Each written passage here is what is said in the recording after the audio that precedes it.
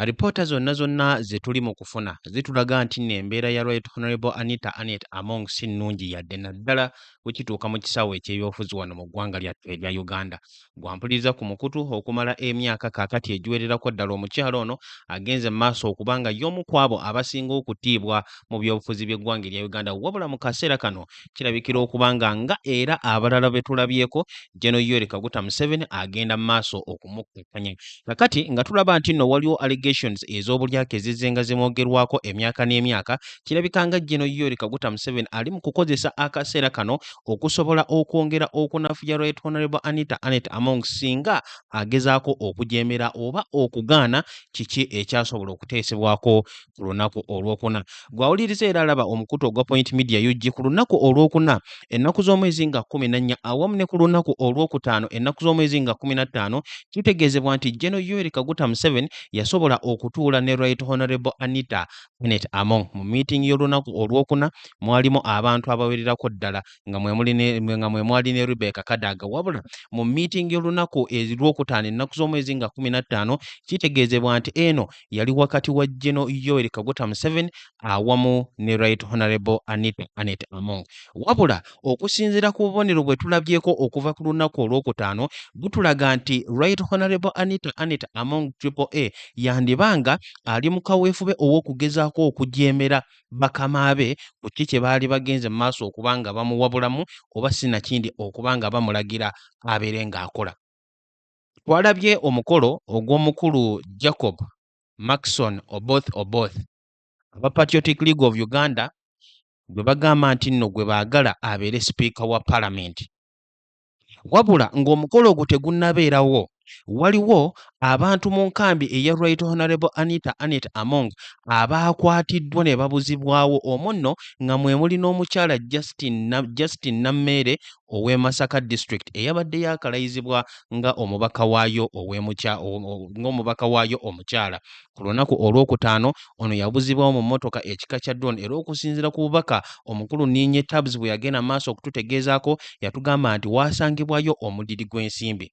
Bwe tudda ku muntu omulala ng'ono ye kalaani wa Parliament oba goyinza okuyita clerk to Parliament omukulu Adolf Mwesigye, naye kitegeezebwa nti ku lunaku olwokutaano yayina okusooka okuyitirako ku CID okubaako ebibuuzo bye bamubuuza, ate si be bokka ne bakiyambi be abalala bangi nnyo abagambibwa okuba nti nno bagenze mu maaso okuba nga bakwatibwa nga kw'otadde n'abo ababadde bagezaako okulemesa omukolo ogwabadde ogwa Jacob Oboth. Gwawuliriza ku mukutu ogwa Point Media UG okusinziira ku bubaka obw'enjawulo bwe tuli mu kufuna butulaga nti omukulu ono Jacob Oboth General Muhoozi Kene Lugaba gwe yatulazeeko nti gwagenda okuwagira ku kyobwa sipiika wa Parliament ey'e12 General Yoweri Kaguta Museveni gwe yali ayagala mu kusookera ddala okubeera sipiika okudda mu bigere bye yali afuuse omugenzi Jacob Oulanyah, wabula n'amatizibwa abeere nga agenda ne Anita Annett Among era bw'atyo naye nakkiriza. Wabula mu kaseera kano kirabika nga Right Honorable Anita Annett Among afuukidde General Yoweri Kaguta Museveni akayinja mu ngatto era tuli mu kulaba nti ebintu bingi nnyo kumpi buli ssaawa tufuna alipoota empya, tufuna agatambula amapya, tufuna exclusives empya nga kw'otadde ne breaking news kennyini. Kakati nga tugenzeeko ku mukutu ogwa Ninye Tabs, omukulu ono agenze mu maaso okutuwa ezimu ku exclusives ezigenda mu maaso okutambula n'ensonga zino era ng'asinziira ku mukutu gwe atutegeezezzaako nti waliwo abo abakwatiddwa ate nga banene ddala wabula tebannaba kutegeerekeka, n'atutegeeza n'otutegeeza obubaka bunene obwegendereze. Ninye Tabs yavuddeyo n'apostinga ng'agamba nti a house search is being conducted right now at Triple A's house in Kololo. The house in Kigo 2 is now cordoned off. This is breaking news. Gwali ku Point Media UG omulungi atulaba. Bino byonna biraga nti General Yoweri Kaguta Museveni asuubiriza ekibi ennyo n'okusinga ku bubbi bw'ensimbi y'omuwi w'omusolo okuva mu Anita Annett Among.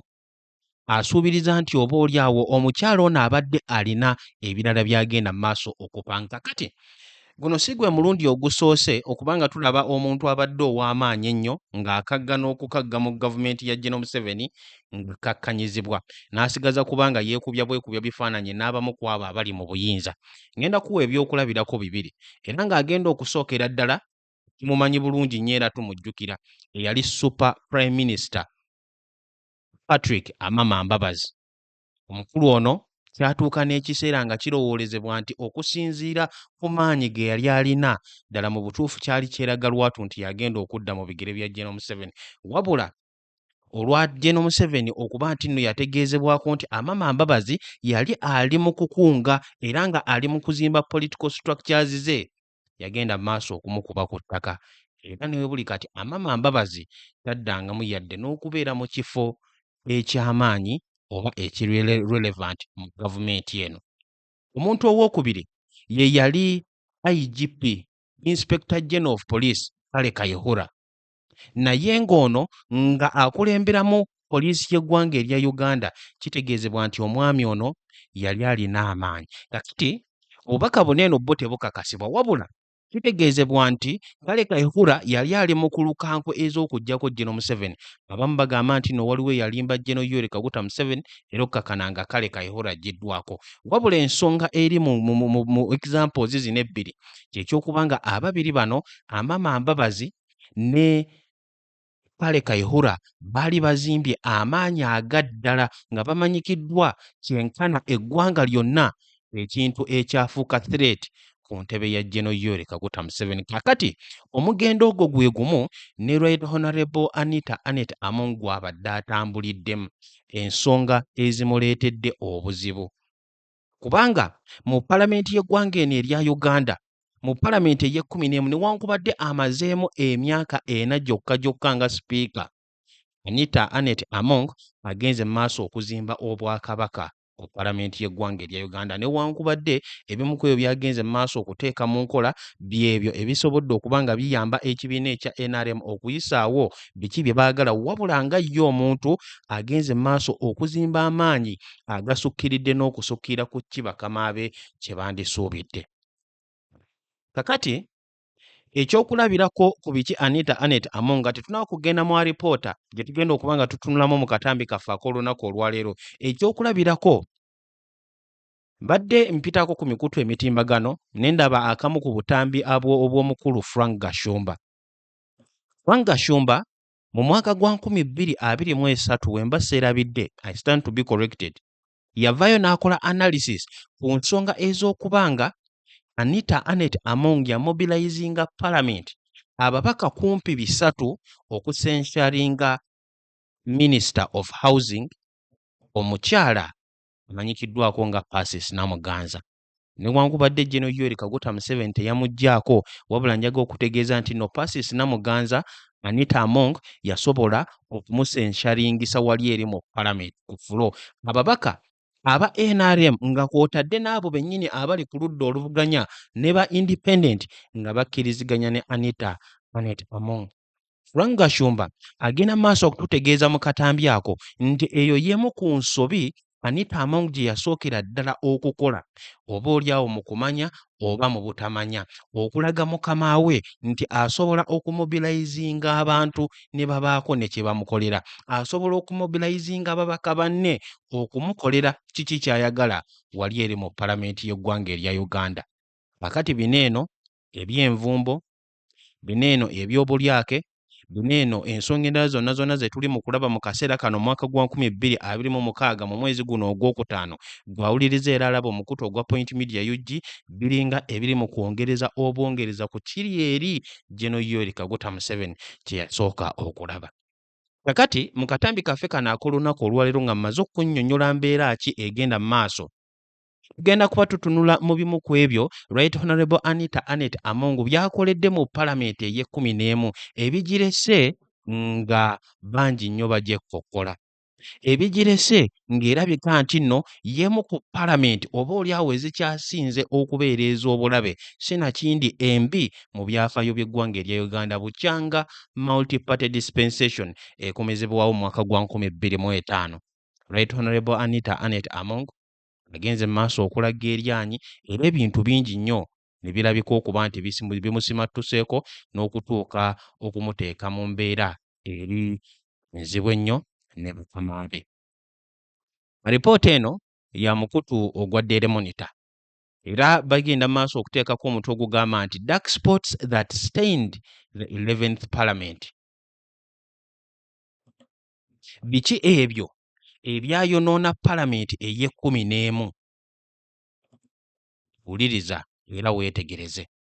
Alipoota etugamba nti the outgoing speaker Miss Anita Among on Wednesday praised the performance of the 11th Parliament, whose leadership she assumed after the death of her predecessor Jacob Oulanyah in March 2022.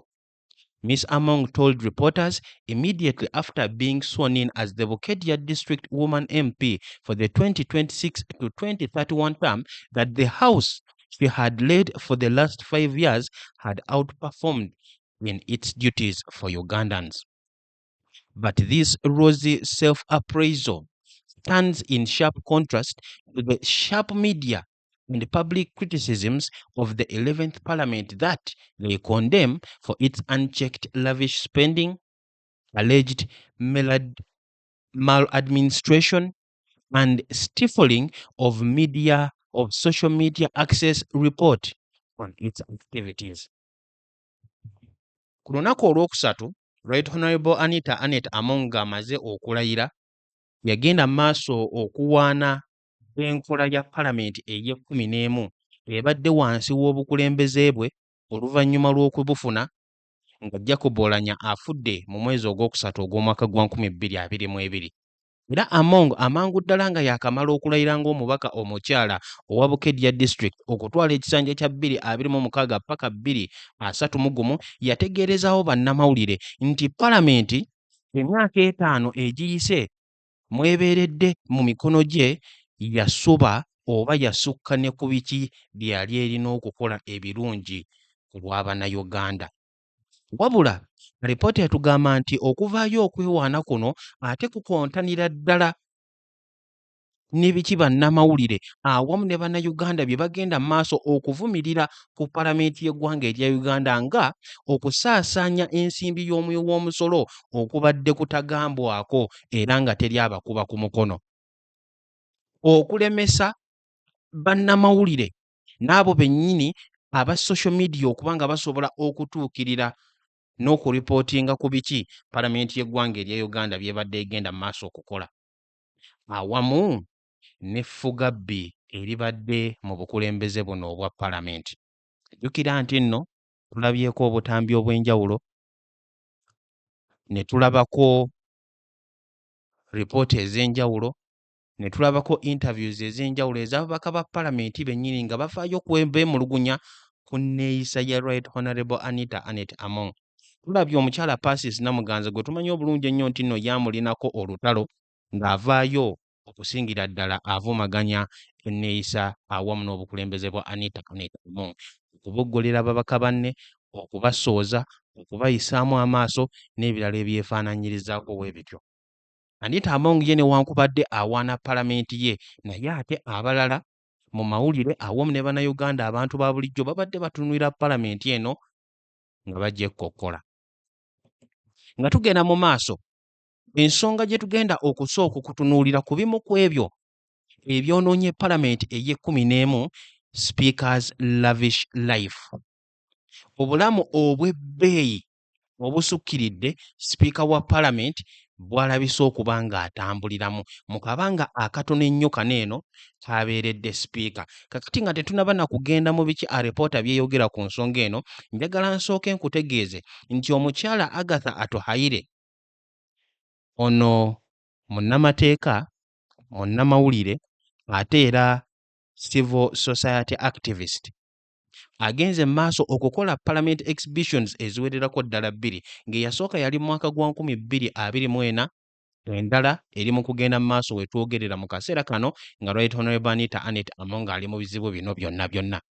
Agatha Atuhaire aggyeeyo bwino mpapula ku mpapula, mannya ku mannya, figa ku figa, nga byonna byonna bino biraga butya Anita Among bw'atuttemu ssente y'omwoyo w'omusolo ebimu ku byo mu mwaka gwa 2024 nga byatandikira mu social corporate responsibility nga kakati mu kaseera kano ssente zifulumizibwa nga ziyisibwa mu parliamentary circle tetwogerera mu millions wabula biliyoni ne biliyoni z'ensimbi ez'eggwanga erya Uganda. Anita Among mu mwaka gwa 2024 ebintu bino byonna ebyalabikirako ku mitimbagano yavaayo n'abyegaana. Royal Parliament yategeeza nti nno ye tajja kwogera ku ŋŋambo ziri ku mitimbagano oyo kasasiro aliyo. Ate oluvannyuma n'ategeeza nti abo abaali bakulembeddemu ekyo baali baweereddwa ssente abazungu olw'okuba abazungu baali tebakkiriziganya na kya Paalamenti ya ggwanga lya Uganda kuyisa tteeka ligaana bisiyaga wano mu Uganda mu mwaka gwa 2023. Era mu mwaka ogwo ogwa 2024 twalaba ne Gen. Yoweri Kaguta Museveni kennyini ng'avaayo okumuwolereza. Wabula wano we tutuuse mu kaseera kano mu mwaka gwa 2024 kirabika nga ne Gen. Yoweri Kaguta Museveni kennyini ekimususseeko.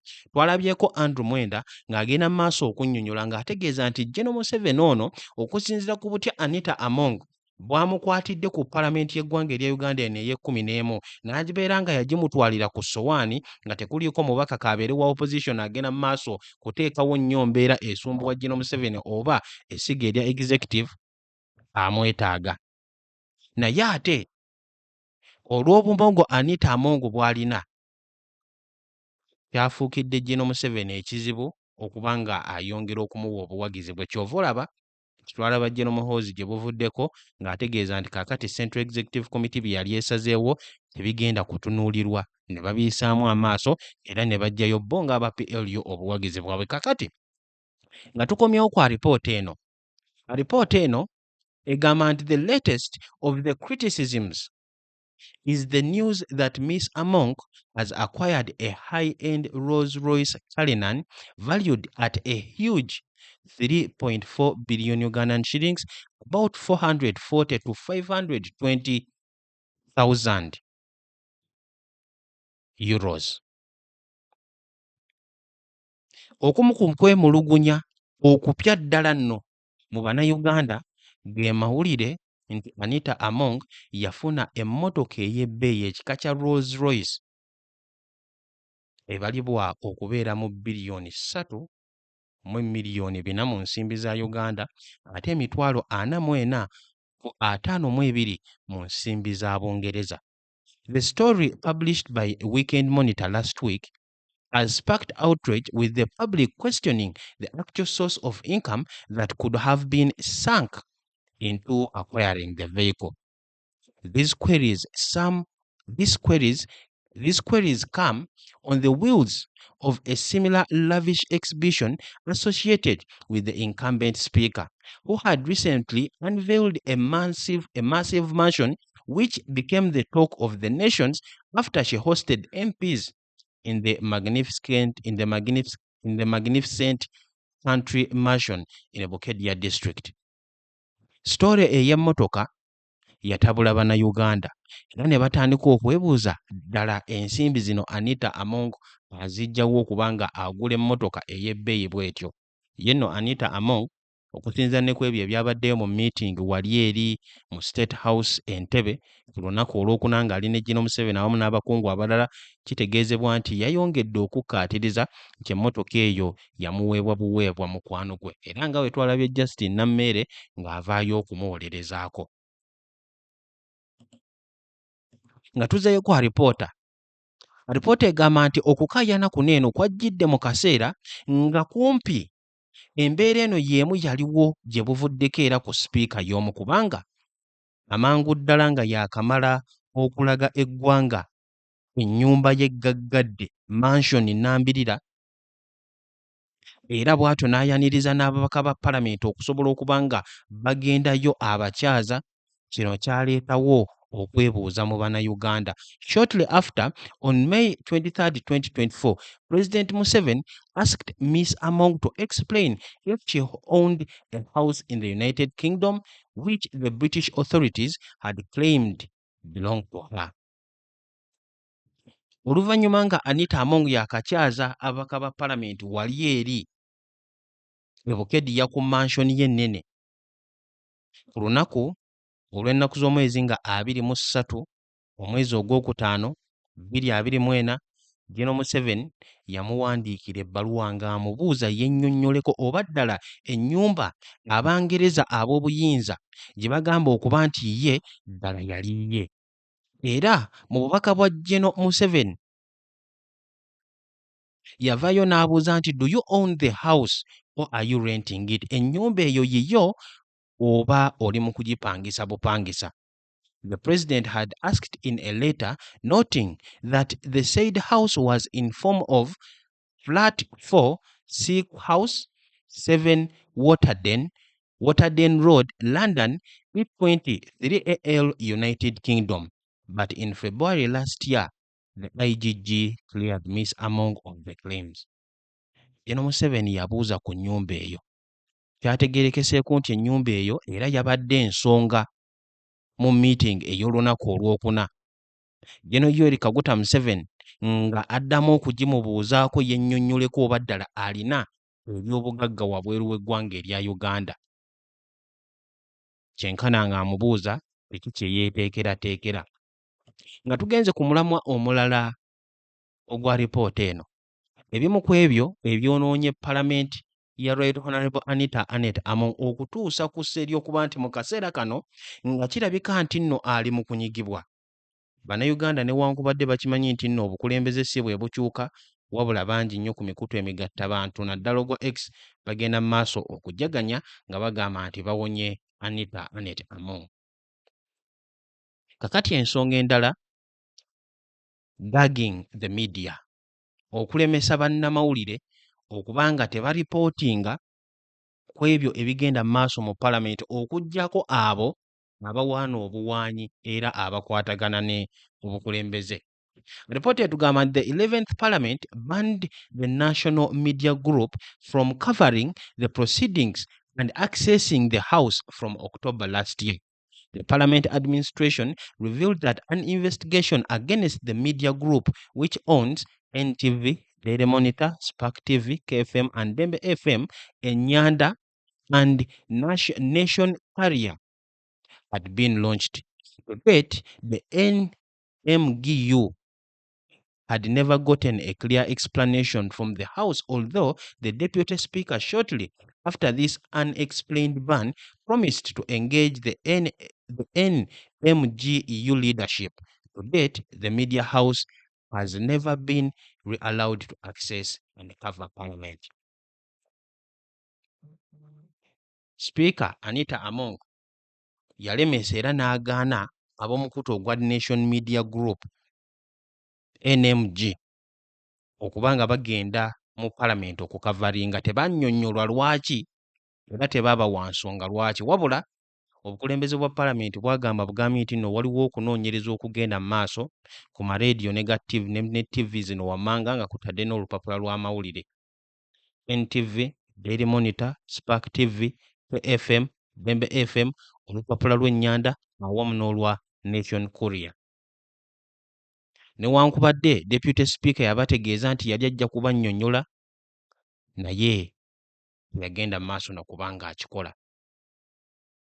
Obuzibu obulala obwabadde mu Palamenti ey'e11, the 100 million bribe, omusimbi miliyoni 10 ogw'enguzi ogwaweebwa ababaka ba Palamenti. On December 12, 2023, the president of the National Unity Platform, NUP party, alleged that MPs, including those from his party, had each received 100 million Ugandan shillings. Mr. Kyagulanyi said the 55.6 billion portion of the 5.2 trillion supplementary budget was given to MPs to thank Parliament for agreeing to pass the budget, and urged MPs from his party to reject the dirty money or return it in case they had received any. While some NUP MPs admitted receiving money, 72 of the 110 opposition MPs signed a resolution in April 2025 to distance themselves from the money, with calls to return it.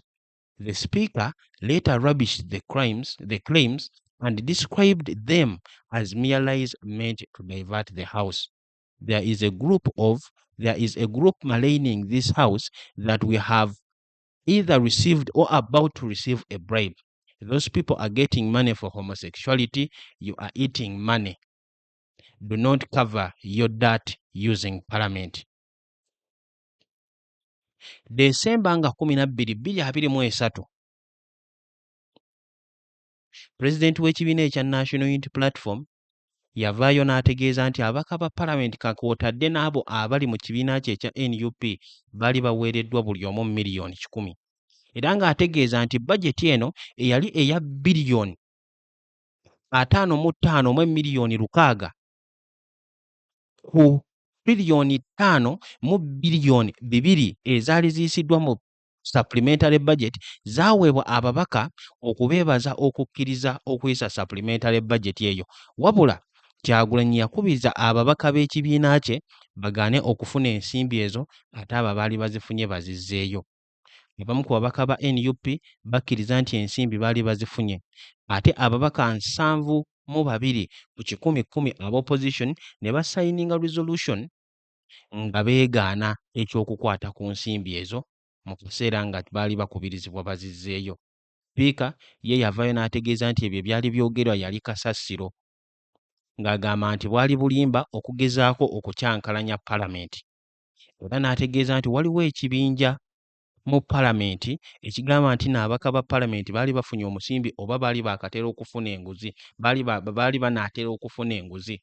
Wabula n'ategeeza nti abo abantu bali mu kulya nsimbi zaabwe okuva mu bali eri abawagira ebisiyaga bagezaako okwonoona palamenti ye.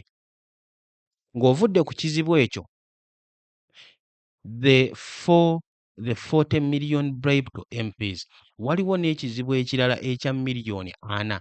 Barely 3 months after she was elected as the Speaker of Parliament, Ms. Among's leadership was mad in a scandal after it emerged that the House reportedly bribed a section of MPs from the National Resistance Movement (NRM) and the opposition with 40 million Ugandan shillings each to pass the 618 billion supplementary budget, which contained 77 billion Ugandan shillings for State House vote in financial year 2020-2023. News of this bribe was broken by the president of the National Unity Platform NUP party, Mr. Robert Kyagulanyi, then asked his party members to take back the dirty money.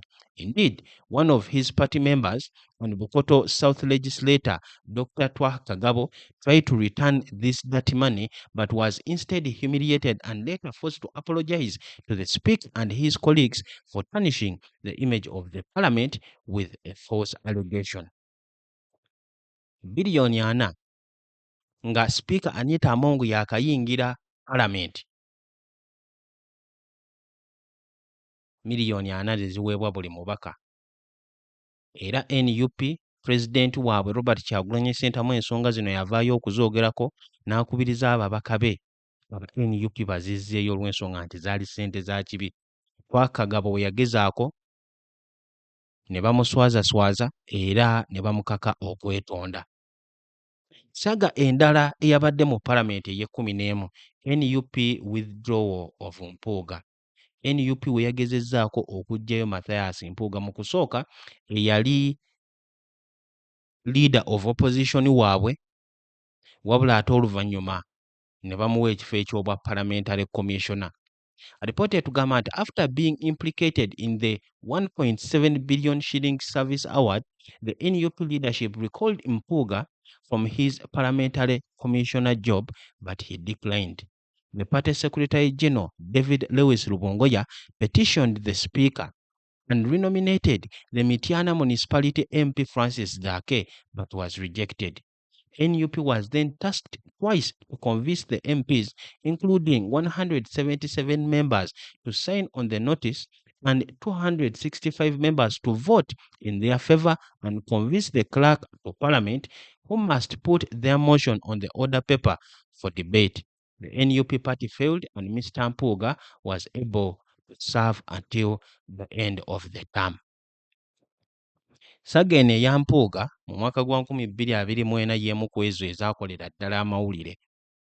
Aba NUP oluvannyuma lw'okukitegeerako nti yali leader of opposition waabwe era mu kaseera ako nga ye parliamentary commissioner waabwe yali yeenyigidde naye mu kubulankanya oba okwegabira ensimbi y'omuwi w'omusolo nga bakayita kasiimo baagezaako okumuggyayo. Wabula Anita Among kennyini yalwana ne kitabeerawo kubanga Secretary General David Sulubunga bwe yagezaako okutwalayo okwemulugunya ewa sipiika ng'ategeeza nti no bagenda kuggyayo Mpuuga bazzeeyo Francis Zaake, Anita Among yagaana. Ekintu ekyaleka embeera eyo yonna yonna okusigala nga eri mu katyankalano. Ensonga endala oba ssaga endala, barring MPs from accessing Lubowa, okugaana ababaka ba Parliament okugenda e Lubowa mu ddwaliro eryali ligambibwa okuba nti lizimbibwa omukyala Peneti. In February 2024, a group of MPs from Parliament Committee on Commissions, Statutory Authorities, COSASE, and State Enterprises were barred from accessing the Lubowa Specialized Hospital construction site. Just 3 months after Parliament had approved 2.7 billion to the Ministry of Health for supervision works at the facility.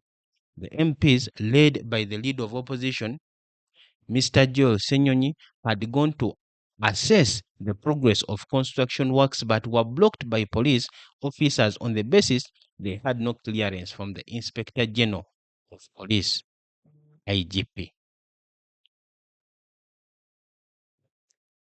Nga tugenze ku nsonga endala, trashing Uganda Airlines Inquiry Report. Anita Among yalemesa okunoonyereza okwali kukolebwa ku Uganda Airlines.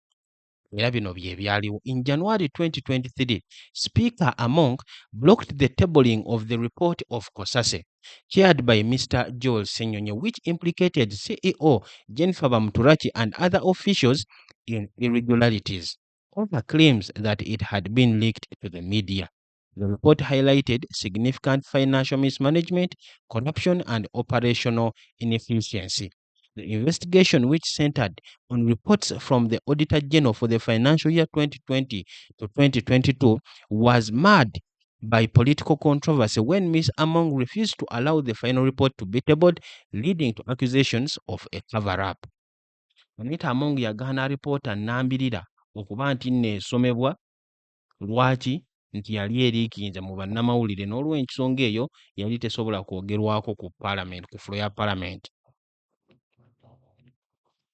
Ensonga endala emu ku eyo eyagenderamu omudidi gw'ensimbi gw'omuwi w'omusolo ye ya regional sittings of Parliament. Parliament okugenda mu bitundu eby'enjawulo eby'eggwanga. Jjukira nti nno yasookera mu mambuka. The 11th Parliament in August 2024 launched the sittings from Gulu with an aim of bringing the Parliament closer to the people and addressing regional issues. This session ran between August 28th and 30th, 2024 at Kaunda Grounds, from where the Speaker cleared the regional sittings would become part of the legislative culture. The sittings did not proceed to Masaka, Mbarara, and Mbale as had been planned. The 11th Parliament was also entangled in other challenges, including the contentious award of retirement benefits for former speakers, as well as the speakers handling the NUP detainees, handling of sensitive debates in Parliament, overseas trip of opposition MPs, and the stalling of works on the new parliamentary building and the institution continuing to rent. Zino zissagaazi zonna ezibaddewo mu kaseera nga Right Honorable Anita Among ye Speaker wa Parliament ey'e11.